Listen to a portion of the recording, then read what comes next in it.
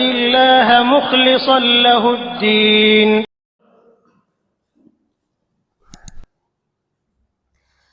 Bismillahirrahmanirrahim. Assalamualaikum warahmatullahi wabarakatuh.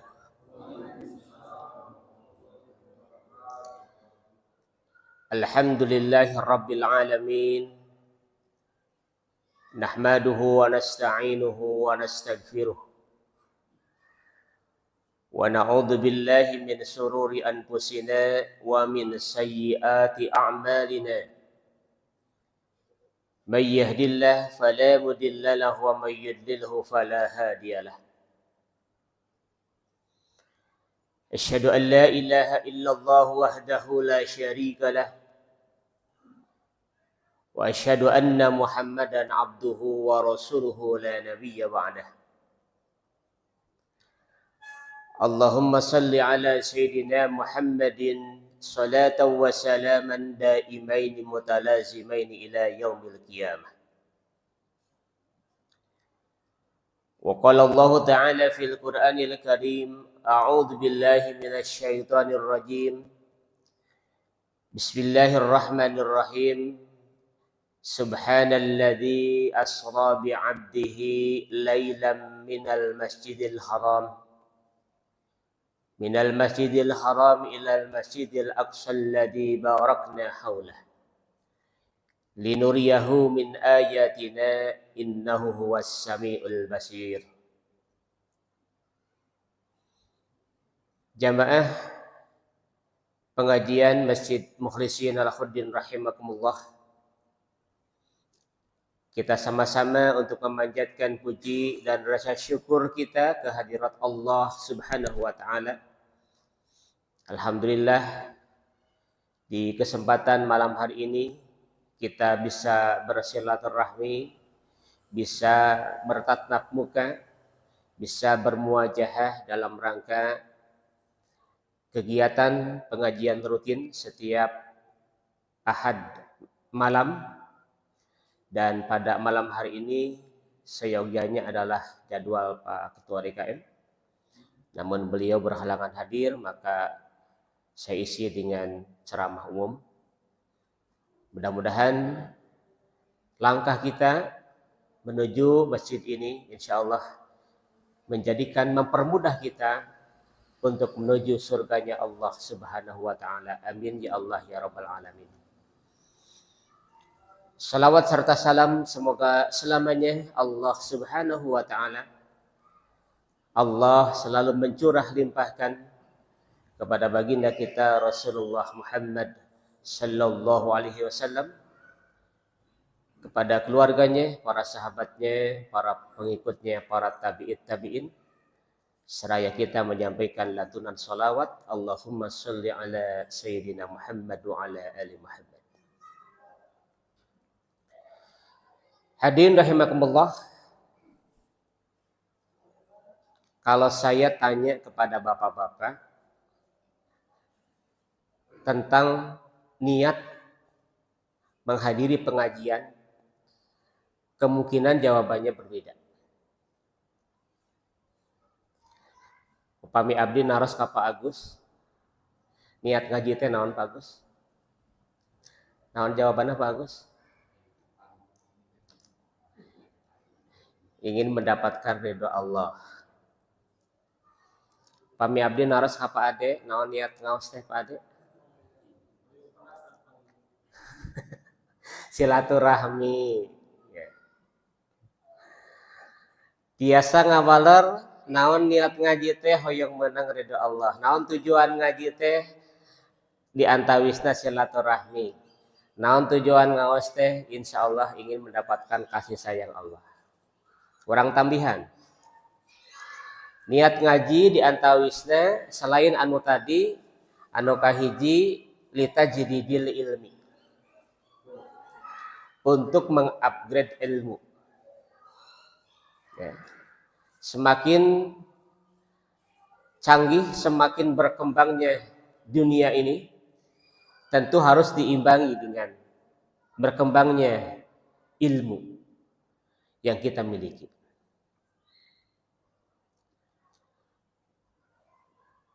Allah Subhanahu wa taala menjelaskan dalam Al-Qur'an, "Qul hal yastawil ladina ya'lamuna wal ladina la ya'lamun." Apakah sama orang yang berilmu dengan orang yang tidak? Maka pasti jawabannya adalah tidak. Tidak sama orang yang berilmu dengan orang yang tidak. Dan salah satu ciri ahli ilmu itu adalah tidak pernah bosan mencari ilmu. Jadi salah satu ciri ahli ilmu teh tak pernah puas dengan ilmu, selalu mencari dan mencari ilmu. Sebab itu tujuan salah satu kita mengikuti pengajian adalah bagaimana kita untuk mengupgrade kemampuan ilmu yang ada dalam diri kita. Kemudian yang kedua adalah litajdidil ibadah, untuk memperbaharui ibadah. Sebab kita yakin ibadah dengan ilmu dengan ibadah tanpa ilmu berbeda. Sering saya sampaikan, li'anna qalilal amal yanfa'u ma'al ilmi wa inna katsiral amal la yanfa'u ma'al jahli. Walaupun amal kita banyak tapi tidak dengan ilmu, ibadah kita banyak tapi teu make ilmu. La yanfa'u ma'al jahli. Nilainya benten. Ya, dengan menggunakan ilmu. Ya, litajdidil ibadah. Yang ketiga, litajdidil hayat, untuk mengupgrade hidup dan kehidupan kita. Cek bahasa kolotna ulah bodoh kata toloyo, jadi kudu bodoh alewah. Ya, melalui pengajian ini salah satu media untuk mengupgrade hidup dan kehidupan kita melalui belajar ilmu. Yang keempat adalah litajdidil iman, untuk memperbaharui iman. Kenapa iman kita harus di-upgrade? Kenapa iman kita harus terus diperbaharui? Sebab Kanjeng Nabi, al-imanu yajidu bi-ta'at wa yanqusu bil maksiat. Iman jalmi mah bisa naik kalau disertai dengan ibadah, dengan ketaatan, tapi bisa berkurang kalau disertai dengan kemaksiatan. Sebab itu, dengan terus mendapatkan pencerahan ilmu, mudah-mudahan iman kita tidak fluktuatif, ya. Iman kita minimal stabil, ya. Ketika kita lupa, ketika kita lalai, diingatkan kembali dengan ilmu, diingatkan kembali dengan ilmu. Ada yang kajian fikih, ada tahsin, ada hadis, ada akhlak dan lain sebagainya. Ya, insya Allah kita ikut pengajian setiap ahad subuh, setiap ahad malam, setiap Jumat, setiap kegiatan PHBI, insya Allah tidak akan sia-sia. Itu akan menjadi yarfa'illahu alladina amanu minkum walladina utul ilma darajat. Allah akan mengangkat derajat orang yang berilmu dan Allah akan mengangkat derajat orang-orang yang beriman. Hadirin rahimakumullah, hari ini kita sudah memasuki hari yang ke-19 di bulan Rajab. Jadi tinggal menghitung hari, kita akan bertemu dengan bulan Sya'ban dan kita akan bertemu dengan bulan Ramadan. Sering para ustadz membimbing kita dengan doa, Allahumma barik lana fi Rajab wa Sya'bana wa balighna Ramadana wa hasfil maqasidana. Ya Allah, berkahi kami di bulan Rajab dan di bulan Sya'ban, sampaikan kami di bulan Ramadan dan hasilkan segala tujuan dan maksud kami. Hadirin rahimakumullah, peristiwa Isra Mi'raj itu terjadi pada tahun ke-11 dari kenabian Rasul. Jadi Rasulullah diangkat menjadi Nabi usia 40 tahun. Tahun ke-11 berarti sebelum Nabi hijrah ke Madinah. Ya, pada tanggal 27 Rajab. Insya Allah akan diperingati pada tanggal 2 Februari ya dalam pengajian Subuh Akbar. Ya, insya Allah. Hadirin rahimakumullah, peristiwa Isra Mi'raj itu adalah peristiwa yang sangat penting dalam sejarah. Tentu dalam sejarah Islam. Dan peristiwa Isra Mi'raj ini dalam sejarah Islam itu juga menjadi momentum yang sangat luar biasa dalam sejarah kehidupan Rasulullah.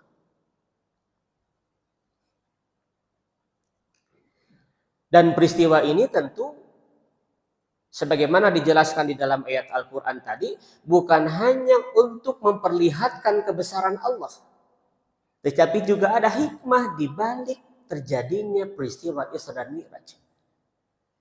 Bismillahirrahmanirrahim. Subhanalladzi asra bi'abdihi lailan minal masjidil haram ilal masjidil aqsa alladzi barakna haulah linuriyahu min ayatina innahu as-sami'ul basir. Maha suci Allah, zat yang telah memperjalankan hambanya minal masjidil haram, dari masjidil haram di kota Mekah, ilal masjidil aqsa, ke masjidil aqsa di Palestina, linuriyahu min ayatina alladzi barakna haulah, yang di sekelilingnya adalah diberkahi. Linuriyahu min ayatina, kata Allah, kami ingin menunjukkan tanda-tanda kebesaran kami, kata Allah. Innahu was-sami'ul basir, Allah yang maha mendengar dan maha waspada. Jadi peristiwa Isra Mi'raj ini bukan hanya linuriyahu min ayatina, bukan hanya untuk memperlihatkan tanda-tanda kebesaran Allah, tapi di dalam peristiwa ini banyak hikmah yang dapat kita ambil, yang dapat dijadikan pelajaran dalam kehidupan sehari-hari. Izinkan 30 menit ke depan kita coba bahas tiga hikmah dari perjalanan peristiwa Isra dan Mi'raj. Hiji, hikmah dari peristiwa Isra Mi'raj itu adalah menginformasikan tentang pentingnya sholat.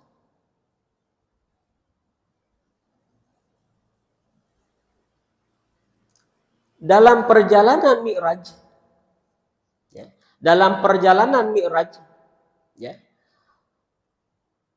pada saat itu Rasulullah menerima perintah sholat itu langsung dari Allah, tanpa pelantara. Kenapa Allah memerintahkan langsung perintah sholat kepada Nabi Muhammad dan tanpa pelantara? Ini mengindikasikan bahwa sholat adalah sesuatu ibadah yang sangat penting.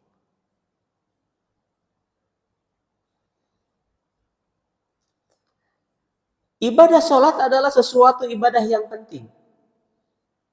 Kenapa demikian? Hiji, kenapa ibadah sholat disebut ibadah yang sangat penting? Karena ibadah sholat itu adalah bagian, merupakan tihangnya agama, pondasinya agama. Pondasinya seorang mukmin. Kita punya anak, pondasi harus kuat, Pak. Kalau kita punya anak, pondasi agamanya tidak kuat, khawatir ketika dewasanya dia akan memiliki akhlak yang tidak baik karena pondasinya tidak baik. Kita bikin rumah, pondasinya asal-asal, ya. Suatu saat kalau ada gempa bisa jadi rumah itu hancur, rumah itu runtuh karena pondasi. Begitupun seorang mukmin, seorang muslim, ya. Kita sebagai mukmin dan muslim jadikan sholat itu sebagai pondasi. Sebagaimana kata Rasulullah, as-sholatu imaduddin, sholat itu tihangnya agama. Paman aqamaha faqad aqamaddin, barang siapa yang mendirikan agama, dia secara diri pribadinya mendirikan agamanya. Wa man tarakaha faqad hadamaddin, barang siapa yang meninggalkan sholat berarti dia menghancurkan agamanya sendiri. Kemudian kenapa ibadah sholat merupakan salah satu ibadah penting? Ya, dalam beberapa keterangan, sholat itu adalah amalan yang pertama kali dihisab. Apakah amalan lain tidak dihisab? Sama. Amalan lain pun dihisab, bukan hanya sholat, tapi sholat adalah amalan yang pertama yang dihisab oleh Allah.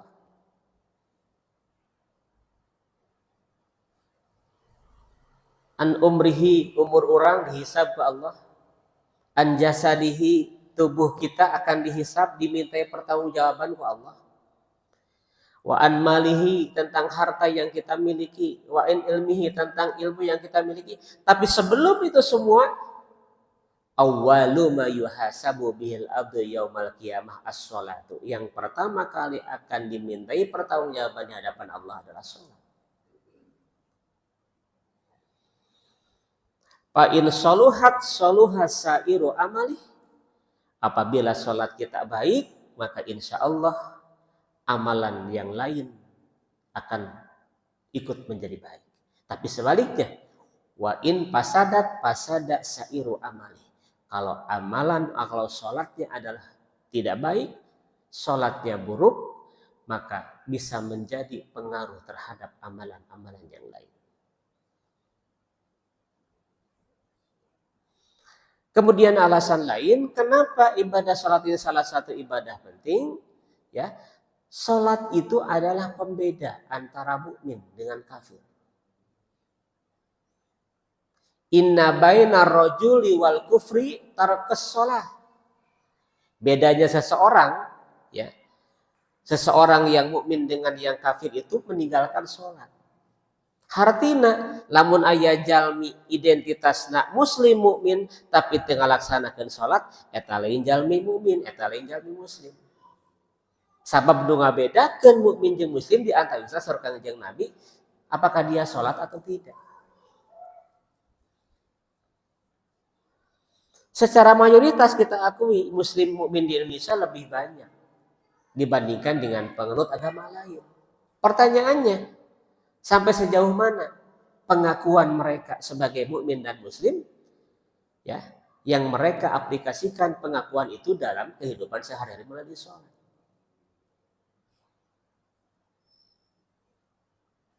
Maka penting, ya, bagi kita untuk mengerti siapa itu mukmin, siapa itu kafir. Sholat itu, mun sholat berarti insya Allah dia mukmin. Lamun tara sholat berarti dia kafir. Cek Rasul.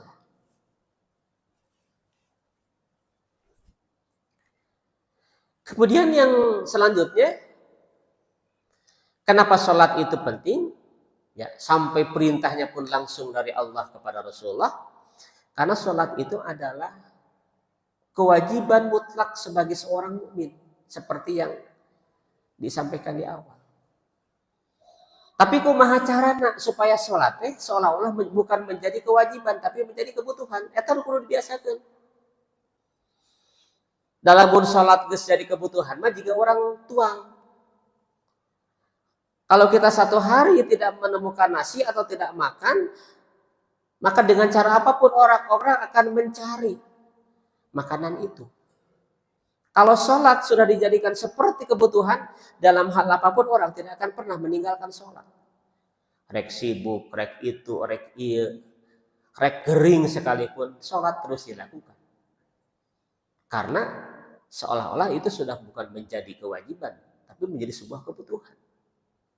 Itu sangat pentingnya sholat. Kemudian yang selanjutnya adalah sholat itu penting karena merupakan media komunikasi kita dengan Allah. Dia lamun orang keur sholat, orang keur berkomunikasi jeung Allah. Hancek Al-Quran ayat 3 kelompok jalma dina sholat hiji disebut khasiun, dua disebut sahun, tilu disebut yuraun. Naon bentenna anu khasiun mah orang yang di dalam salatnya ketika dia berkomunikasi dengan Allah penuh dengan khusyuan.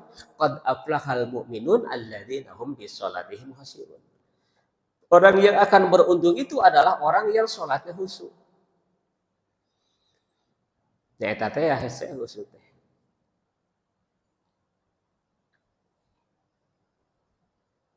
Anu kaduana aya tingkatan sahun. Naon sahun teh? Sahun teh jalmi anu melalaikan sholat. Melalaikan teh bisa sholat, bisa tara, bisa kadang kedai, teh bisa jadi. Atau sahun itu melalaikan waktu sholat. Allahu Akbar, Allahu Akbar. Nah, ke sholat asar deh. Udah meren. Sholat tohorna 2:30. Allahu Akbar, Allahu Akbar. Nah, asar bieu. Asar teh geus maghrib. Meureun asarna jam 5. Padahal cek Rasul, amalan yang baik itu adalah as-sholatu ala waktiha, sholat pada waktunya. Kemudian, kenapa sholat itu juga bagian dari sebuah hal yang penting? Karena sholat itu bisa mencegah perbuatan keji dan munkar. Tingali surat Al-Ankabut ayat 45. Aqimis sholah, inna sholata tanha anil fahsya'i wal munkar. Nah, Ustad penaon geuning salat kadang anggar dilaksanakan maksiat anggar. Salatna baru hanya menggugurkan kewajiban. Nah, cek Allah. Nah, surat Al-Ankabut ayat 45. Aqimis sholah inna sholata tanha anil fahsya'i wal munkar. Dirikan salat karena sesungguhnya salat dapat mencegah perbuatan keji dan munkar. Tapi nya kita teh ya salatna rajin, maksiatna rajin. STMJ teh ya salatna terus maksiatna. Aya nu kitu aya. Dan sholatnya ya belum memenuhi ketentuan syarat rukun. Sholatnya mungkin hanya sebatas untuk menggugurkan kewajiban saja. Hadirin rahimakumullah, dalam perjalanan Mi'raj Rasulullah bisa ditingali dalam kitab Dardir atau kitab Bainama dalam Qissatul Mi'raj ya, karangan Imam Tajuddin Al-Ghaidsi dijelaskan. Ketika Rasulullah ya, Mi'raj dari langit 1 sampai ke langit 7 dalam perjalanan untuk menerima sholat itu sangat luar biasa. Di langit kahiji bertemu dengan Nabi Adam alaihissalam. Di langit kedua Nabi Muhammad bertemu dengan Nabi Isa alaihissalam. Naik langit katilu bertemu dengan Nabi Yusuf. Naik langit keempat bertemu dengan Nabi Idris. Naik langit kelima bertemu dengan Nabi Harun. Naik langit yang genap bertemu dengan Nabi Musa. Terakhir di langit ketujuh bertemu dengan Nabi Ibrahim. Kemudian naik ke Sidratul Muntaha. Disitulah Nabi Muhammad bertemu dengan Allah, menerima sholat secara langsung tanpa pelantara. Itu saking pentingnya ibadah sholat, bagian dari hikmah Isra dan Mi'raj. Hadirin rahimakumullah, setelah Nabi Muhammad menerima perintah sholat langsung, kemudian mau turun lagi ke muka bumi. Siapa yang mendampinginya? Malaikat Jibril. Di tengah perjalanan, setelah Nabi Muhammad bertemu dengan Allah, menerima sholat, perintah sholat 5 waktu, ketika mau turun ke muka bumi bertemu dengan Nabi Musa. Nabi Musa nanya, ya Muhammad, ma farrada rabbuka alaika wa ala ummatik. Muhammad, kau telah bertemu dengan Allah. Apa yang Allah fardukan kepadamu dan kepada umatmu? Kumaha jawaban Muhammad?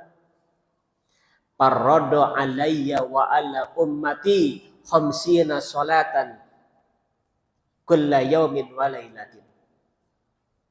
Allah telah memardukan kepadaku dan seluruh umatku khamsina salatan kulla yaumin wa lailatin. 50 kali salat dalam sehari semalam. Kurang lebih 15 menit sekali salat Pak. Mal bisa gawe meureun. Nah, tidak bisa beraktivitas. Tidak bisa mencari nafkah. Lamun 50 kali sapoe sapeuting. 50 dibagi 24. Hampir setengahna. Cek Nabi Musa, Muhammad, irji ila rabbik fas'alhu tahfid. Muhammad, balik deui. Kembali kepada Tuhanmu. Fas'al tahbib, minta kepada Allah keringanan. Fa inna ummataka la tatiku ala tatik, mal mampu umat tu ngajalankeun salat sampai saputing 50 kali, mal mampu. Berat. Dalam kitab Bainama dijelaskan, ya, dikurangi 5 bolak-balik kepada Allah. Dan pada akhirnya menjadi sholat 5 waktu sehari semalam. Dan itu pun, ya, setelah keringanan, setelah Nabi Muhammad berjuang untuk umatnya, masih banyak orang yang meninggalkan sholat 5 waktu. Itulah hikmah yang pertama. Kemudian hikmah yang kedua, peristiwa Isra Mi'raj ini adalah menginformasikan kepada kita pentingnya masjid. Ada korelasi, ada hubungan sholat di masjid. Maka hikmah yang kedua adalah pentingnya masjid. Nah, buat masjid penting. Kenapa dalam hikmah Isra Mi'raj digambarkan bahwa bagian hikmah dari Isra Mi'raj tentang pentingnya masjid? Sebab dalam surat Al-Isra dijelaskan ayat 1, Rasulullah dalam perjalanan Isra dan Mi'raj itu di masjid ke masjid, lain timul kamu. Minal masjidil haram ilal masjidil aqsa. Di masjidil haram nabi ke masjidil aqsa. Di Mekah ke Palestina. Menunjukkan, menandakan bahwa masjid sangatlah penting sebagai salah satu tempat ibadah dan salah satu menjadi bagian untuk pemersatu umat.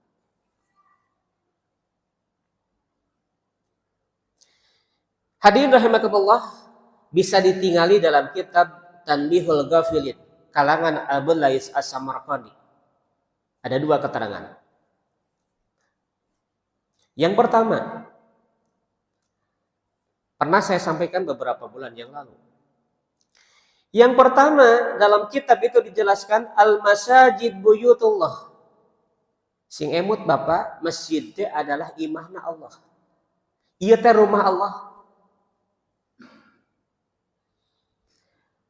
Kusabab masjid rumahnya Allah, fayan bagi lil mukmini ayu adimaha, maka mesti bagi kita sebagai orang mukmin untuk mengagungkan masjid ini karena ini rumah Allah.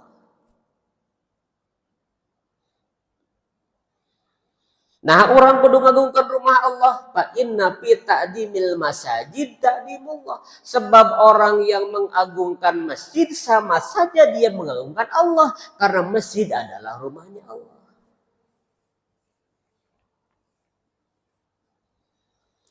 Kumaha cara mengagungkan masjid teh? Yaitu dengan cara memakmurkan masjid.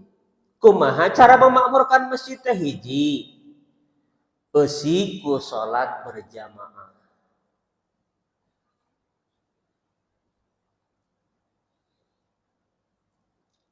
Pan geus apal, pasti sadaya lagi apal. Pahala salat berjamaah teh 20 derajat. Tapi nya kitu teh ya, kalau belum ada niat yang kuat, ya, yang belum terbiasa, ya kudu dibiasakan. Ya, pahalanya 27 derajat. Ini salah satu untuk memakmurkan masjid. Yang kedua diisi dengan kajian-kajian. Alhamdulillah, ya, di kita ada beberapa kali jadwal, berapa kali dalam seminggu. Tinggal bagaimana kita menyempatkan waktu. Nah, betul kudu ngaji tadi itu ya kan, ya, untuk menyempurnakan ibadah kita. Ya, sebab ibadah tanpa ilmu tidak akan sempurna. Ya, dan ingat, ya, kita datang ke sini ini cek Rasul, man salaka tariqan yaltamisu fihi ilman sahalallahu lahu tariqan ilal jannah. Kita datangnya ke masjid ini, mengikuti pengajian ini sebagai salah satu bentuk untuk mempermudah jalan kita menuju surga. Insya Allah mual macet. Zikir dan tilawatil Quran Dan yang keempatnya, mengagungkan masjid, memakmurkan masjid, diantaranya dengan cara memelihara, menjaga. Itu bagian dari memakmurkan masjid. Kembali, dalam keterangan ini, Allah Syekh Abdul Aziz Samarqandi menjelaskan, orang yang menjadikan masjid al-masajid buyutullah, masjid adalah rumahnya Allah, maka bagi kita ya, yang mengagungkan masjid, memakmurkan masjid, bisa kita laksanakan dengan 4 cara yang seperti tadi. Berjamaah, tilawah, zikir, belajar ilmu, dan menjaga kebersihan masjid. Kemudian ada keterangan kedua di kitab yang sama, al-masajid buyutul muttaqin. Masjidnya bukan hanya rumah Allah, tapi rumahnya orang-orang bertakwa. Lamun orang remasa jalmi anu takwa, ieu masjidnya berarti 5 orang. Kalau orang sudah menjadikan masjid sebagai rumahnya, wa qad daminallahu liman kanat buyutuhumul masajid, maka Allah akan menjamin orang yang menjadikan masjid ini seolah-olah sebagai rumahnya dengan jaminan hiji, birrauhi warrohati. Di masjid itu ada ketenangan, ada kedamaian. Siapa yang rasakan? Di masjid itu ada kedamaian, ada ketenangan, dan itu adalah satu jaminan dari Allah. Ya. Di lamun rungsing, orang indit kamu nambah rungsing. Duit dia teleungit ka rungsing nama. Tapi lamun ulang ke rungsing, datang ke masjid, sholat, wudhu, tilawah, dikir, insya Allah birrauhi warrohati, akan ada jaminan ketenangan di masjid. Yang kedua, wan najati minan nar. Yang kedua, wal zawaji ala sirat. Jaminan Allah bagi yang menjadikan masjid sebagai rumah orang yang bertakwa akan bisa melintasi siratal mustaqim. Dalam kitab Syu'bul Iman dijelaskan, Bapak-bapak, ketika kita berkumpul di alam mahsyar, ya, kita nanti kumpul di alam mahsyar, nanti kita akan masuk ke surga. Kalau sampai, kalau tidak ya ke neraka. Ya, dalam kitab Syu'bul Iman ini dijelaskan, ada di antaranya ada 4 kelompok orang yang berjalan menuju surga. Aya nu selamat, aya nu henteu. Tina 4 eta anu hiji aya disebut al-asun. Maaf, yang pertama ada yang disebut dengan at-taun. Al-budala'u. Ada yang mengatakan al-budala'u, al-qanitin, orang-orang yang taat beribadah. Seperti apa? Al-barakil khotib. Jadi mentas nate 3 kilat yang begitu cepat. Hal ibadah lah. Ya, ada yang mengatakan as-siddiqun, al-budala'u, ya, orang-orang yang ahli ibadah, ya, orang-orang yang taat, ya, seperti itu.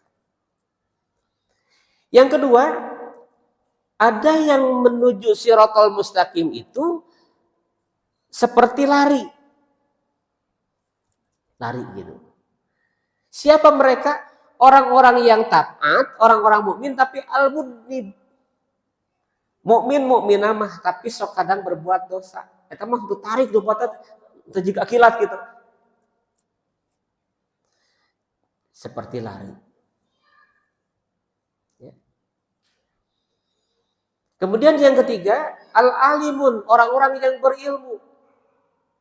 Al-alim alladzi amila bi ilmi, orang-orang yang berilmu dan mengamalkan ilmunya, seperti jogging.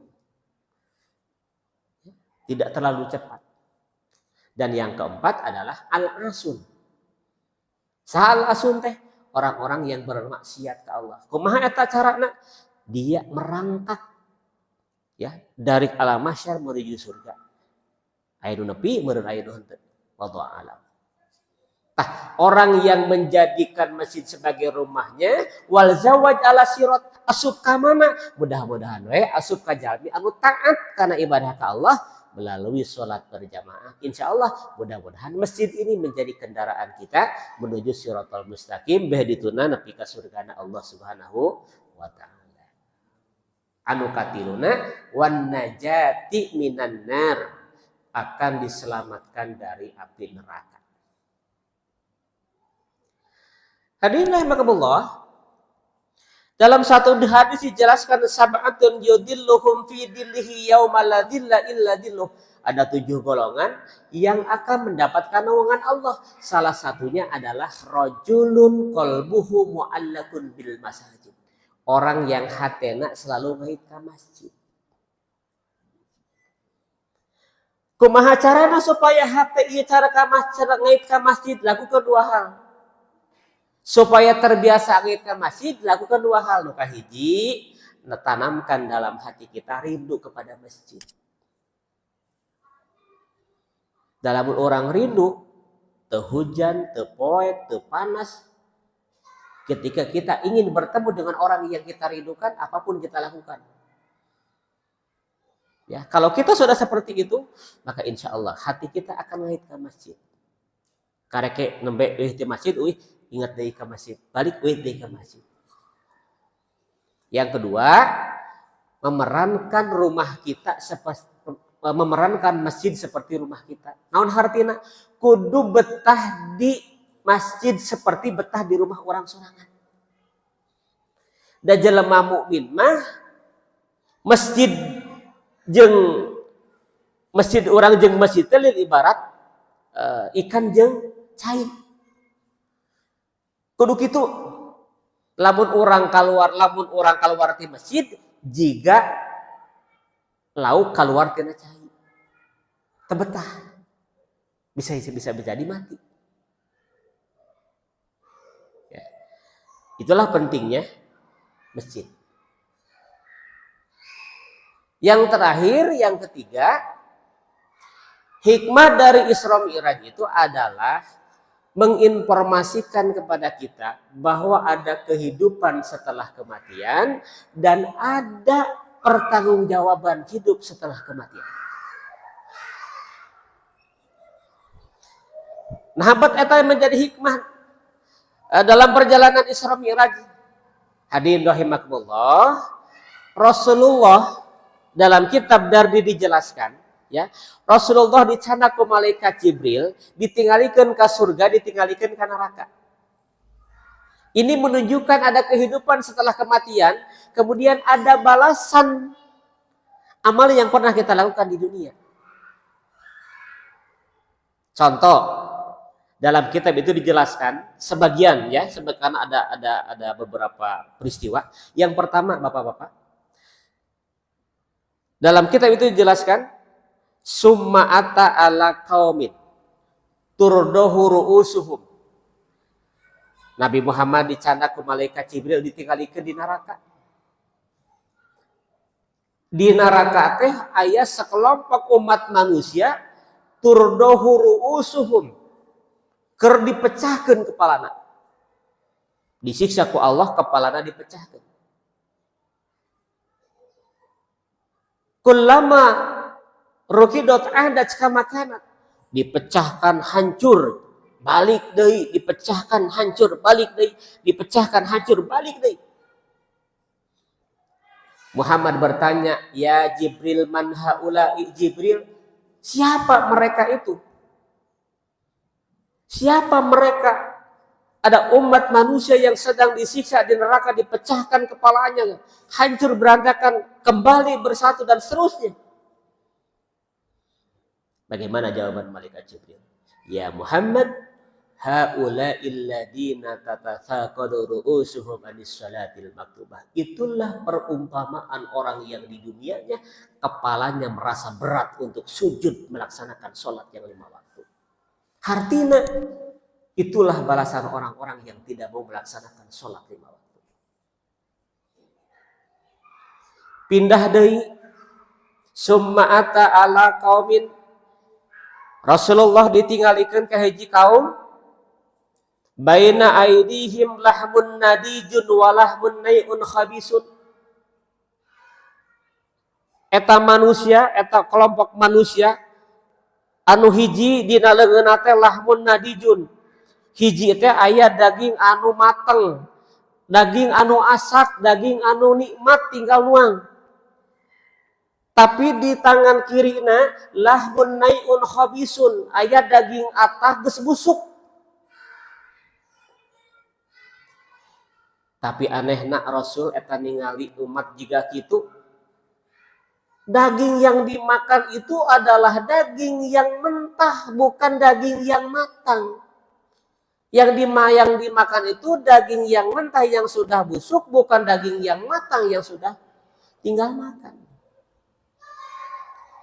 Man haula'i ya Jibril? Jibril siapa lagi ini umat? Kumaha jawaban Rasul? Hadar rajulu min ummatik Muhammad. Ini umatmu, ini umatmu. Siapa umatmu ini? Siapa umatku ini? Kata Muhammad, inna hadar rajul takunu indahu al-mar'atul halal wa ya'ti imra'atan khabithatan. Seorang laki-laki yang sudah punya istri yang halal, punya istri yang sah, tapi dia masih jajan mencari istri yang lain. Begitupun sebaliknya. A'udzubillah summa na'udzubillah. Kemudian yang ketiga, summa ata ala qaumin tuqradu alsinatuhum. Ada kelompok manusia yang lidahnya digunting. Siapa mereka? Mereka adalah ahlil fitnah, ahlil ghibah, ahlil namimah. Orang yang suka menggunjing, mencaci maki dan lain sebagainya. Kemudian setelah beres dari neraka, Muhammad dibawa oleh malaikat Jibril datang ke surga. Diperlihatkan dua perumpamaan. Yang pertama, summa ata ala qaumin yajra'una fi yaumin wa yahsuduna fi yaumin. Dilihatkan di dalam surga ada kelompok manusia yang menanam hari itu dan dia panen hari itu. Siapa ya Jibril? Ini umat mana yang saat itu dia menanam, saat itu dia panen? Haula'i al-mujahiduna fi sabilillah. Itulah orang-orang yang dihajiri jalan Allah, tudha'afu lahumul hasanat, maka pahalanya dilipat gandakan oleh Allah Subhanahu wa taala.